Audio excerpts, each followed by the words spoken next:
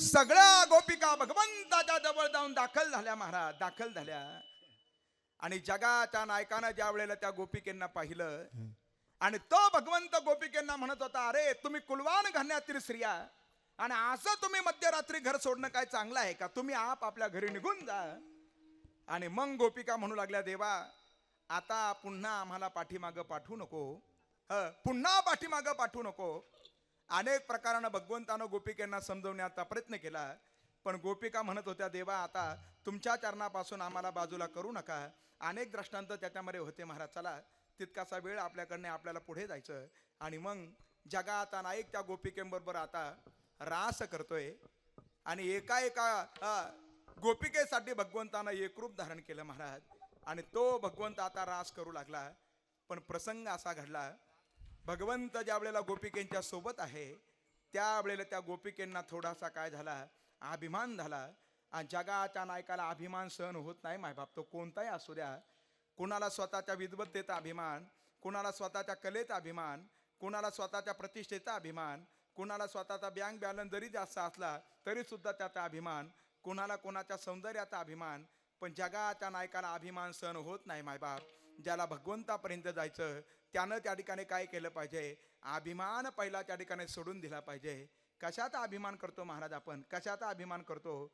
कशाचाच अभिमान करू नका. ज्याला भगवंतापर्यंत जायचं त्यानं अभिमान शून्य व्हा, नम्र होऊन भगवंताची शरणागती स्वीकारा. तो जगाचा नायक आपला स्वीकार केल्याशिवाय राहणार नाही महाराज. अभिमान करू नका. गोपिकेंना थोडासा अभिमान झाला. अरे इथं उभं राहून एखाद्याला बोलता आलं तरी सुद्धा त्याला त्याचा काय होतो, अभिमान होतो महाराज. आणि एखाद्याला जर ज्ञानाचा जर अभिमान जर झाला तर भगवंत म्हणताय त्या ठिकाणी, अरे तिळभर जरी होय अभिमान, तो भगवंताला मेरू पर्वता समान आहे. अरे आणखीन त्या ठिकाणी सांगितलं, तुका म्हणे नरका घाली अभिमान, जरी होय ज्ञान गर्व ताटा. कीर्तन कशासाठी ऐकायचं, कशासाठी ऐकायचं कीर्तन महाराज?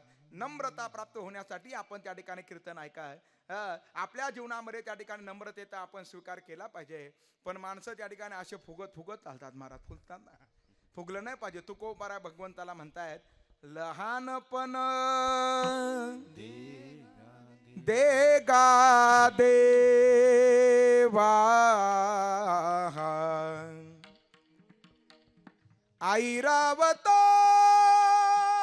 रत्न थोर त्यासी अंकुशाचा मार, मुंगी साखरेचा रवा हो, लहानपण देगा देवा.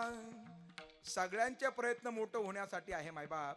पण तुकोबारा म्हणतात, मला नीचपण देगा देवा, न चले कुणाचाही हेवा, महापुरे झाडे जाती ते तलवाळे वाचते. गोपिकेंना थोडासा अभिमान झाला भगवंताच्या प्राप्तीचा.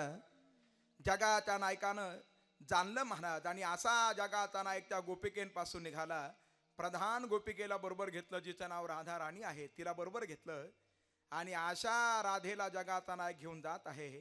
राधा म्हणजे दुसरं तिसरं काही नाही महाराज, राधा राधा राधा राधा राधा असं जर आपण जर म्हणत जर गेलो तो धारा शब्द तयार होतो.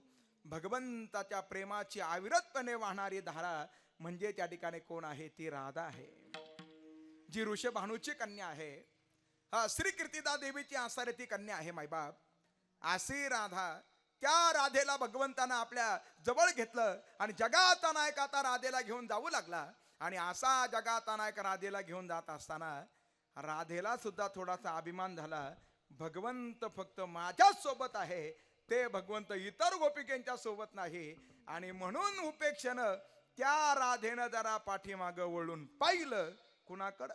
बाकीच्या गोपिकेंकडे मागं वळून पाहिलं. आणि परिणाम झाला. काय परिणाम झाला? तुका म्हणे पागिले मागे मागे, तुका म्हणे पागिले मागे,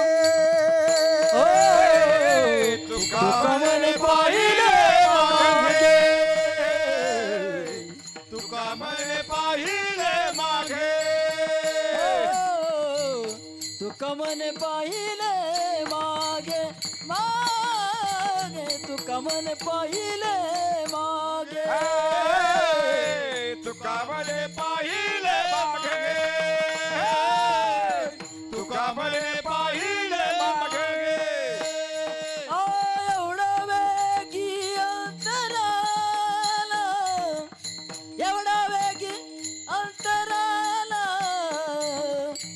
काय मोकलीले वाणी काय मोकलीले वाणी एवढ्या वा, वा, वा, वा.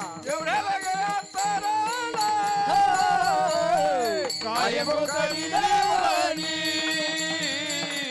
काय भोकली